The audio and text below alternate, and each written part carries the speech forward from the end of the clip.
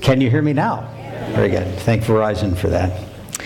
Our next presenter is a composer and multimedia sculptor. His work is a balancing act between scientific research, looking for new multimedia technologies, and a pursuit of new forms of artistic expression using those newfound tools. Please welcome Ico Bukvic.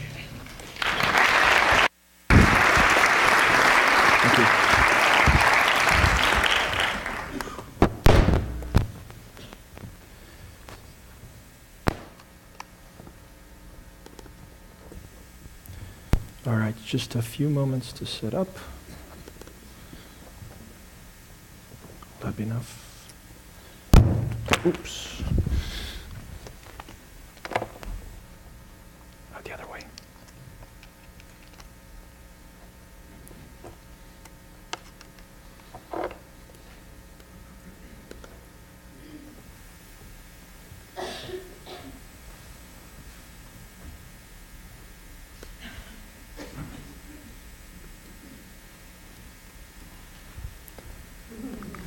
Can you hear me?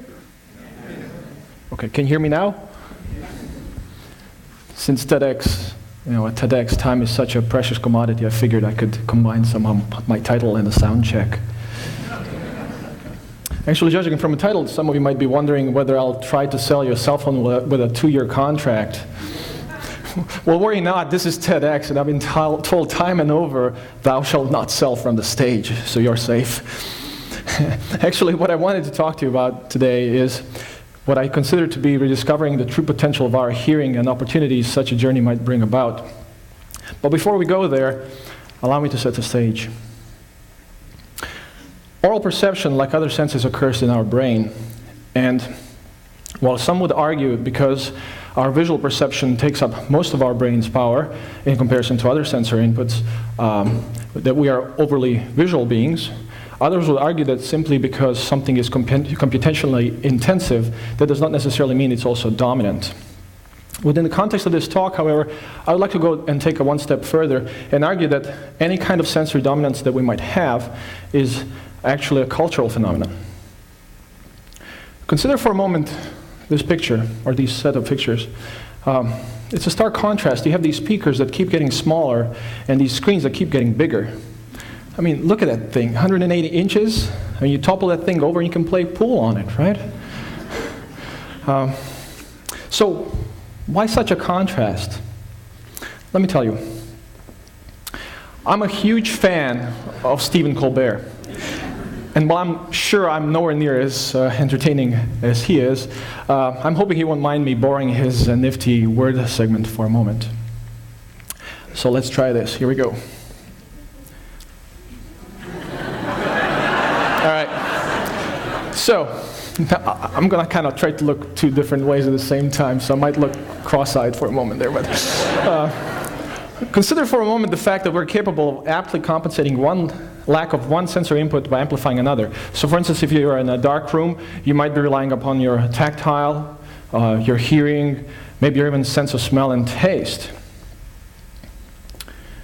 Now, as I mentioned before, I would argue that individual cultures, depending upon complex set of circumstances, may give some sensory mechanisms precedence over the other. For instance, first consider the aforesaid dichotomy between surround sound speakers whose resolution stagnates and whose sizes keep getting smaller while our screens keep getting bigger. More importantly, let us consider following compelling studies that indeed point out such discrepancies among different cultures. Constance Class, in his Sweet Colors and Fragrant Songs, talks about Suya Indians from the central Brazil region who lived in jungles of central Brazil. And this particular culture is peculiar because they're so dominated by their preference for sound that they consider visual people to be possessed. And apart from its cultural and social appeal, they also use song to communicate at night, which I guess it might be hard if you don't have electricity in the jungle. Consequently, this has also affected their language. So while when we have that aha moment, might say, "Oh, I see," believe it or not, Suya Indian would say, "It's in my ear." Harry McGurk and John McDonald's famous McGurk-McDonald effect points out how we, the Westerners, rely heavily upon visual observation of lip movement to differentiate between different sounding syllables. Yet Sekiyama and Takura, I guess I'm getting out of the picture, I should be more still. Sorry, Mr. Colbert, I just ruined it. Sekiyama and Takura have measured a completely different set of results when doing the same test among the Japanese population. So at this point, I would like to go in perhaps as far as to propose that oral senses may have atrophied in select cultures due to lack of proper stimuli. So much so that, like myself, some of you may have also experienced that close call. There you are standing at the curbside, thinking maybe some great thought or just simply waiting for something, and then you want to make that first step onto the road, and then suddenly there's this gust of air, and this bus goes whiz past in front of you, honking at its horn, and you fail completely to even notice it. Now, you may have been thinking something. Worse yet, you may have had iPod earbuds jammed deeply inside of your ears, working hard at destroying whatever little hearing you might have left. Senses are also in many ways analogous. So they behave the same. We talk about noise in sound, we talk about noise in visual, and so on and so forth. In sound, we also have this thing called oral focus or oral conduit, which allows us to channel specific sounds. For instance, if you have a conversation in a loud pub, we're still capable of managing that conversation. And actually, that video talk we've seen at the beginning of this session, I think, has demonstrated that quite aptly. Let us also consider for a moment the fact that our anterior or frontal perception of sound offers greatest resolution. This is why we always turn our heads towards a source of our oral attention. But it's also even more curious to point out that visually impaired individuals have the same instinctive behavior built into them. With such resolution at our disposal, one has to wonder, why do we keep staring at these huge TVs when their conversation is always being projected through a single central speaker on the screen? And if you have that 108-inch beast in your room, then there could be two faces on that screen several feet apart. And while I absolutely love exploring multisensory domains in my creative work, it is this kind of underexplored potential that I feel keeps bringing me back towards sound. And speaking of a wall of speakers, I don't know about you, but at Virginia Tech we have this insatiable urge to basically convert everything into an acronym, as if that will somehow grant greater credibility to the project. So, with that said, what you see in front of you is the dream interface. Imagine for a moment that each of these tightly packed speakers are behaving analogous to a pixel on the screen. So therefore, individual speaker could therefore portray a multitude of sounds concurrently, just like a pixel arguably portrays multiple channels, RGBA, red, green, blue, and alpha. And these sounds could come in varying brightnesses just by using varied loudness, right? And this is exactly what Dream Interface does. So how does it do it? Basically, Dream partitions simple geometric shapes into layers, portraying their surface, A, perimeter, B, vertex accents, C, and then creates a composite image. To do this, it uses complementing sounds. So for instance, if you have a basic sound that could be a sound of water, for instance, its lows, its filtered lows could be the surface, its mids could be the perimeter, its highs could be the vertex accents. And obviously notice that the perimeter and the vertex accents are actually time-based domains, so that's where the system kind of diverges from what we would consider the visual kind of perception, unless, even though it's a bit of a stretch, you could say maybe that's an issue of a refresh rate. And so, therefore, to do all this layering, Dream Interface essentially uses the identical approach to that of anti-aliasing pixels on the screen. When we subjected average individuals to the Dream Interface and asked them how to draw their responses with Wiimotes, we found that contrary to what our culture might be telling us, they were quite capable of recognizing shape, shape size, and shape location. Yet as excited as we were and continue to be about our Dream Interface, among my students this thing remains to be best known for its oral version of the legendary Pong game, which we spent countless hours playing. But why do all this? Apart from a number of everyday scenarios that come to mind, one that really makes me curious is the concept of oral painting. Imagine walking into a galleria, and there on the screen, or I'm sorry, on the wall, instead of a painting, you have this tightly packed array of speakers seamlessly recessed into the wall, and they're trying to portray to you a painting. So a painting like this, actually this is not a painting, this is a photograph, but nonetheless, it could be still partitioned into its basic shapes. So there should be a shape of sky, mountains, marsh, lake, so on and so forth. And each of those shapes could be associated with a sound that best describes what that shape is supposed to be representing. So a lake could be represented by sound of water, sky could be a sound of wind, and so on and so forth. We believe that this choice alone has significantly lowered cognitive load among our subjects, because basically this is what we do on an everyday basis. Right? Remember that loud pub example where we basically try to channel other noises so we can focus that one that's important to us? So, without further ado, I would like to also play a quick excerpt of how this thing might sound. A little bit of a kind of a disclaimer: since this is a 24 speakers mixed down to a stereo down mix, it will probably sound quite anticlimactic.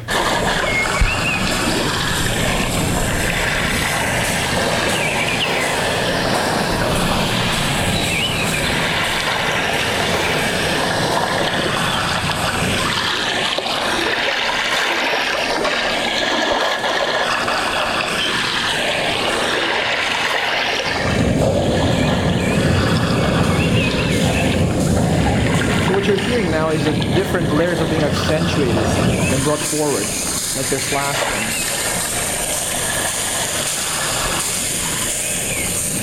one. And in this particular example, we had three shapes. There was a sound of water, sound of air or wind, and there was a sound of actually sun. That was a kind of a tricky one because, you know, sound of water is easy to figure out, but how do you make a sun sound, right? And we, for lack of better idea, at that point in time settled for a sound of simmering steak. So, the other thing I wanted to share with you today, which I believe very much pertains to this talk, but kind of attacks it from a different angle, is the Linux Laptop Orchestra, or LORC. Following in the footsteps of Plork and Slork, Princeton Laptop Orchestra and Stanford Laptop Orchestras respectively, with an army of undergraduate students and in collaboration with engineering and arts faculty, we've set out to design what is, to the best of my knowledge, world's first Linux-based Geek Squad orchestra. I gotta tell you, I'm a recovering geek. Back in the 90s when I discovered Linux, I was very much thrilled by it. And unlike good Americans who, in those uncomfortable long moments in an elevator with a stranger, tried to start up a conversation about the weather, I would always go right to the point and start trying to convince them how they should switch to Linux. It took me a couple years before I realized that Linux is only for people like me. Anyways, people ask me what is a laptop orchestra, and while there's a growing number of publications courtesy of Plork and Slork, I believe that no one really knows. And I think it's exactly that what makes it so exciting. I mean, laptops fulfill any type of a role, unlike a traditional instrument which has a specific role and a purpose. So therefore, one could envision perhaps having an ensemble where every performer is also a conductor, or maybe there's no conductor, or maybe there could be an ensemble where one performer's actions not only produce sound, but also alter the behavior of somebody else's laptop, right? So creating kind of a cascading effect, if you like. Or you could have an orchestra where you have dancers, poets, visual artists, and musicians working together towards some kind of common creative goal. And the list goes on.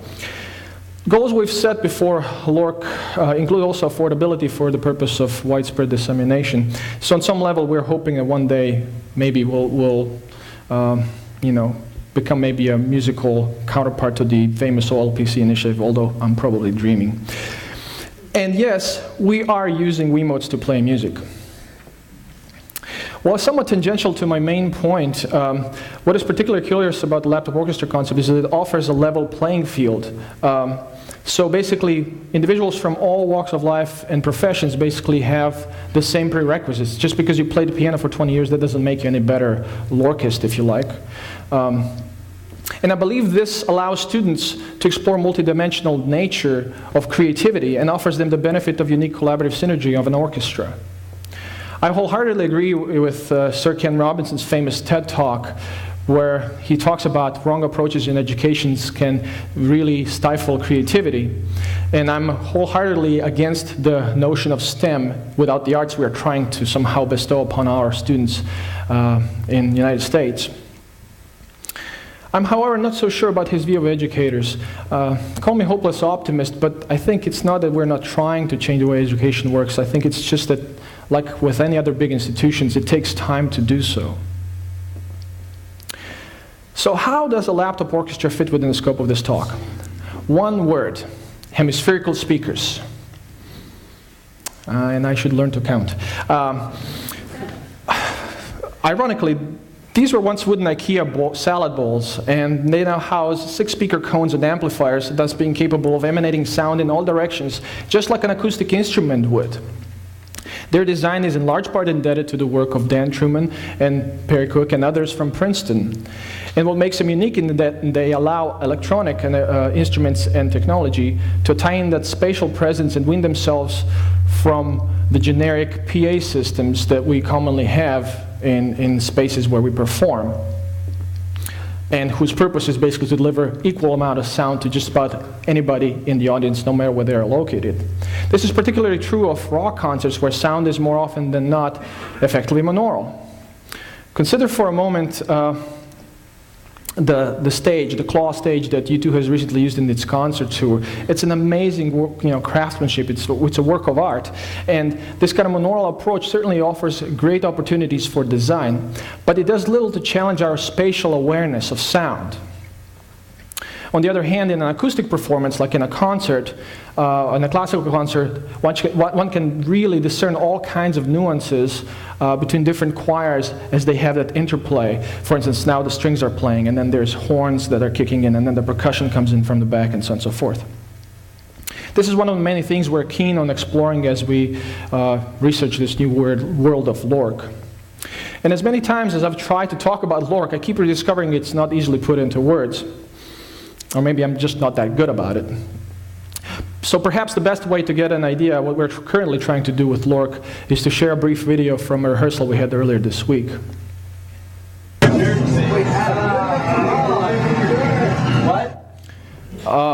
Actually, this is the rehearsal.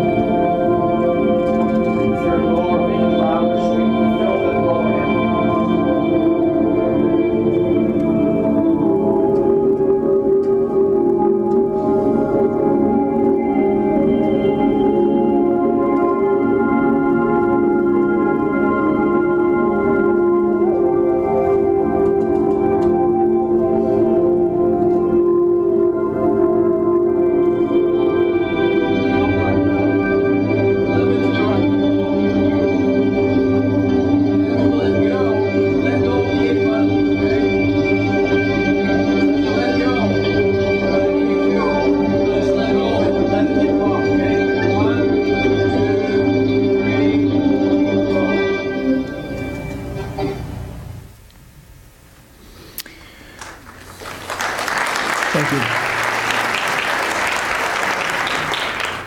So in the end, If there's one last thought I want to leave with you today here, is my hope that you may walk away from here with a greater awareness of what your ears are trying to tell you. Who knows? Just maybe it may save you from that incoming bus. Thank you.